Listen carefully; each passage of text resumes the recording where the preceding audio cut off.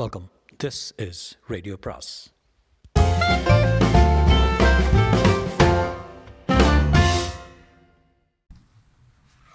அனைவருக்கும் அன்பு வணக்கம். ராஜேஷ்குமாரின் அன்றே அப்பொழுதே அந்த நிமிஷமே அத்தியாயம் 6. ராத்திரி 1 மணி. கார் சத்தம் கேட்கிறதா வென்று போர்ட்டிகோவுக்கும் படுக்கறைக்கும் நடையாய் நடந்து சோர்ந்து போனார் கிருஷ்ணராஜ். 8:15 மணிக்கு புறப்பட்டு போனவனே இன்னும் காணாம. அந்த பிருத்திவிராஜனை தீர்த்து கட்ட போய் ஏதாவது சிக்கல் மாட்டிக்கொண்டானா? யோசிப்பதில் நேரம் கரைந்து கொண்டிருந்தது. 1:10 1:15. ஹால் கடிகாரம் 1:30 மணியை தொட்டபோது மேலும் காத்திருக்க பொறுமை இல்லாமல் டெலிஃபோனை நோக்கி போனார். ரிசீவரை எடுத்துக்கொண்டு டயலை சுற்றினார். மறுமுனையில் ரிங் போய் ரிசீவர் எடுக்கப்பட்டதும் குரல் கொடுத்தார். Hello Jacob. ஆமாம் நான் தான். என்ன மிஸ்டர் கிருஷ்ணராஜ் இந்த நேரத்தில் ஃபோனு? மோகன் உங்ககிட்ட வந்தானா? மோகனா வரலையே. ஏன், என்ன விஷயம்? நீங்கள் ராத்திரி 8 மணிக்கு ஃபோன் பண்ணதும் அவன் பிருத்திவிராஜனை பார்க்குறதுக்காக வெளியே புறப்பட்டு போனான். 2 மணி நேரத்துக்குள்ளே வந்து போகிறவன்னு இன்னும் வரல. எனக்குன்னு பயமாக இருக்கு. உடனே இங்கே புறப்பட்டு வர்றீங்களா? மோகனை பற்றி நீங்கள் கவலைப்படாதீங்க கிருஷ்ணராஜ். அவன் ஏதாவது ஒரு பாருக்கு போய் குடிச்சிக்கிட்டு இருக்கலாம். அவன் வழக்கமாக போகிற பாருக்கு ஃபோன் பண்ணி பார்த்தீங்களா? பார்த்தேன், வரலன்னு சொன்னாங்க. கிருஷ்ணராஜ், நான் இந்த ராத்திரி நேரத்தில் உங்கள் வீட்டுக்கு புறப்பட்டு வர்றதை யாராவது பார்த்தா என்னோடய உத்தியோகத்துக்கு ஆபத்து. பிருத்திவிராஜன் கேஸை டீல் பண்ணுற க்ரைம் பிரான்ச் ஆஃபீஸர் ஒரு சாமர்த்தியமான பேர் வழி. அவன் சந்தித்து பேசுகிற விஷயம் அவர் காதுக்கு போனால் பிரச்சனை ஏற்படலாம். இன்னும் 1 மணி நேரம் வெயிட் பண்ணி பாருங்கள், அதுக்குள்ளே மோகன் வந்துடுவான் சொல்லிவிட்டு ஜேக்கப் ரிசீவரை வைத்துவிட கிருஷ்ணராஜும் தவிப்பாய் ரிசீவரை வைத்துவிட்டு சோஃபாவுக்கு சாய்ந்தார். மோகன் எங்கே போயிருப்பான்? செல்வபுரத்தில் இருக்க ஒரு பொண்ணுக்கு இவனுக்கும் தொடர்பு இருப்பதாக கம்பெனி மேனேஜர் அன்றைக்கி சொன்னார். அவளுடைய வீட்டுக்கு போய் போட்டானான்னு. அவன் மேனேஜர் வீட்டுக்கு ஃபோன் பண்ணி அந்த பொண்ணு விலாசத்தை கேட்டு பார்க்கலாமா? யோசித்து கொண்டே நிமிர்ந்தவரை டெலிஃபோன் கூப்பிட்டு ரிசீவரை இடைய நின்றது. மோகன் தான் ஃபோன் பண்ணுகிறானோ? வேக வேகமாக இப்போ ரிசீவரை எடுத்தார். மறுமுனையில் ஒரு கரகரப்பான குரல் வழிந்தது. ஹலோ, 844 294. எஸ், கிருஷ்ணராஜ் இண்டஸ்ட்ரீஸ் வீடு தானே? எஸ். உங்கள் பேர்? கிருஷ்ணராஜ. ஆமாம், நீங்கள் யார்? பேரூர் போலீஸ் ஸ்டேஷன்லேருந்து இன்ஸ்பெக்டர் ரத்னகுமார் பேசுகிறேன் சார்.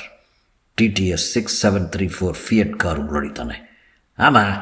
இந்த காரை யார் ஓட்டிகிட்டு போனாங்க? என்னோடய சன்னு. பேர் மோகன்.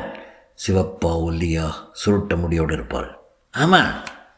மிஸ்டர் கிருஷ்ணகுமார், நீங்கள் உடனடியாக புறப்பட்டு பேரூர் போலீஸ் ஸ்டேஷனுக்கு வர முடியுமா? What happen inspector? Anything wrong? Sorry to say this Krishnaraj, உங்கள் சன் மோகன் யாரோட கொலை செய்யப்பட்டு கிடக்கிறாரு.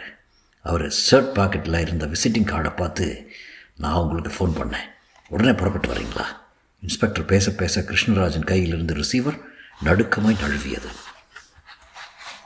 கிருஷ்ணராஜ் அந்த நடுநிசி நேரத்தில் காரை விரட்டி கொண்டு போய் பேரூர் போலீஸ் ஸ்டேஷன் போய் சேர்ந்தபோது நேரம் சரியாக 2 மணி. ஸ்டேஷன் வாசலில் காத்திருந்த இன்ஸ்பெக்டர் ரத்னகுமார் வேக வேகமாய் காரை நெருங்கி யூ ஆர் மிஸ்டர் கிருஷ்ணராஜ் என்று கேட்டு அவர் தலையாட்டினதும் காரில் ஏறிக்கொண்டார். சம்பவம் நடந்த இடம் இங்கிருந்து 1/2 கிலோமீட்டர் தூரத்தில் இருக்குது. இந்த பேரூர் பக்கம் உங்கள் சன் எதுக்காக வந்தார்? தெரியல இன்ஸ்பெக்டர். தழுதழுத்த குரல் சொல்லிக்கொண்டே காரை வேகமாக கிளப்பினார். 1 நிமிஷம் முடிவதற்குள்ளாகவே பெட்ரோமேக்ஸ் விளக்கு வெளிச்சங்களோடு அந்த இடம் வந்தது. ஒரு புளிய மரத்துக்கு கீழே ஃபியட் கார் கோணலாய் நிறுத்தப்பட்டிருக்க காரின் கதவுகள் திறந்திருந்தது. 2 போலீஸ் கான்ஸ்டபிள்களும் செகண்ட் ஷோ சினிமா பார்த்துவிட்டு வந்த ஜன கும்பலும் காரை சுற்றிலும் தெரிந்தார்கள். காரை கொஞ்சம் தள்ளி நிறுத்துங்க இன்ஸ்பெக்டர் சொல்ல கிருஷ்ணராஜ் காரை அடுத்த புளிய மரத்துக்கு கீழே நிறுத்திவிட்டு கதவை திறந்து கொண்டு கீழே இறங்கினார். ஜனக்கும்பல் இன்ஸ்பெக்டரை பார்த்ததும் மெதுவாய் நகர கிருஷ்ணராஜ் துவள்கிற இருதயத்தோடு காரை நோக்கி போனார். பெட்ரோமாக்ஸ் விளக்கின் வெளிச்சம் காருக்குள் பளிச்சென்று விழுந்திருக்க டிரைவிங் சீட்டில் மல்லாந்திருந்த மோகன் இரத்த களரியாக தெரிந்தான். மோகன் கத்திக்கொண்டே காருக்குள் நுழைய முயன்றார் Krishnaraj. Please control yourself mister Krishnaraj. காரையோ காருக்குள் இருக்கும் பாடியோ தொட்டுடாதீங்க. ஃபொரன்சிக் ஆட்கள் வந்து ஃபிங்கர் பிரிண்ட்ஸ் கலெக்ட் பண்ண வேண்டியிருக்கு. கிருஷ்ணராஜ் கண்களில் நீர் துளிர்க்க மோகனையே பார்த்தார். அண்ணாந்து பார்த்த மாதிரி முகம் தெரிய கழுத்தில் கட்டி கட்டியாய் ரத்தம் உறைந்து போயிருந்தது. கடைக்கண்களால் பார்க்கிற மாதிரி பார்வை நிலைத்து போயிருந்தது. உதடுகள் மரண பயத்தில் கோணலாய் பிரிந்திருக்க பல்வரிசை பளிச்சென்று தெரிந்தது. இன்ஸ்பெக்டர் ரத்னகுமார் கிருஷ்ணராஜுக்கு பின்புறமாக நின்று கொண்டு மெல்லிய குரலில் கேட்டார். செத்து கிடக்கிறது உங்கள் சண்முகம் தானே? ஆமாம் இன்ஸ்பெக்டர். அவர் காரை எடுத்துக்கிட்டு எத்தனை மணிக்கு வீட்டை விட்டு புறப்பட்டார்? 8:15 மணிக்கு. யாரை பார்க்க புறப்பட்டார்? கிருஷ்ணராஜ் பதிலுக்காக ஒரு வினாடி திணறி விட்டு மறு வினாடி இயல்புக்கு வந்தார். யாரோ ஃப்ரெண்டை பார்க்கறதுக்காக புறப்பட்டான். எந்த ஃப்ரெண்டை?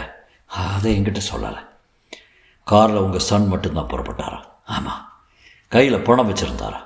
ப்ரீஃப் கேஸில் வச்சுருந்தான். இன்ஸ்பெக்டர் காருக்குள் எட்டி பார்த்தார். முன் சீட்டையும் பின் சீட்டையும் பார்வையில் அலசி விட்டு கிருஷ்ணராஜன் திரும்பினார். ப்ரீஃப் கேஸ் எதையும் காணோமே. ப்ரீஃப் கேஸில் என்ன வச்சுருந்தாரு? தெரியல.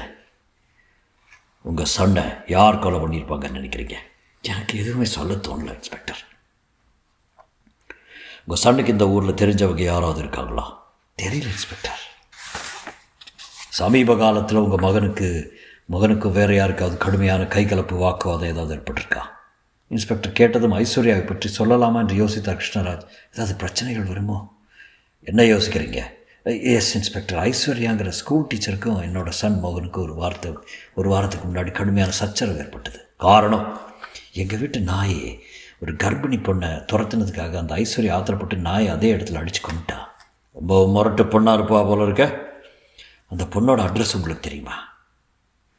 தெரியும். உடங்க இப்போவே போய் அந்த பொண்ணை பார்த்துட்டு வந்துடலாமே. ஒரு நாயை அடித்து கொள்கிற அளவுக்கு துணிச்சல் இருந்தால் அந்த பொண்ணு என்ன வேணும்னாலும் செய்வாள். கிருஷ்ணராஜ் ஐஸ்வர்யாவின் அட்ரஸை சொல்ல அவர் தன் பாக்கெட் டைரியை எடுத்து அந்த அட்ரஸை மளமளவென்று குறித்து கொண்டார்.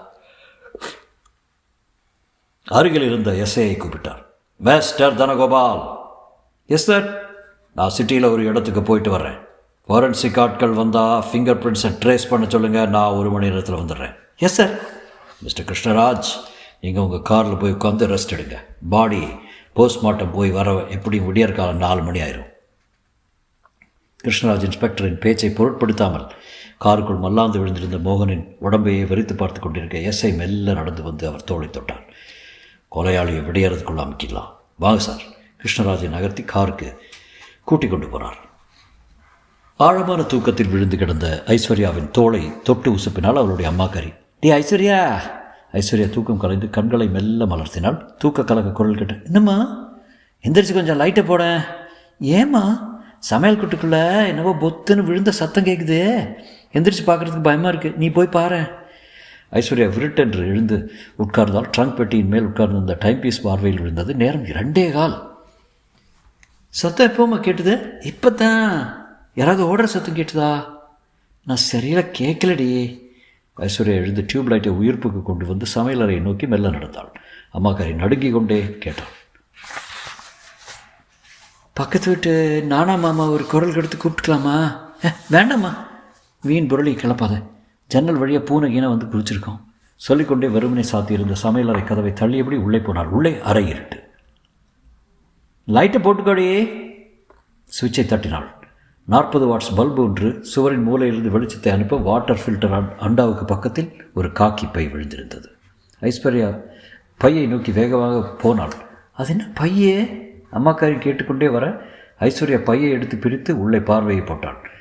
முதுகுத்தண்டு வடத்தில் ஆயிரக்கணக்கான பூரான்கள் ஊர்ந்த மாதிரியான அதிர்ச்சி உறைந்து போனாள் ஐஸ்வர்யா.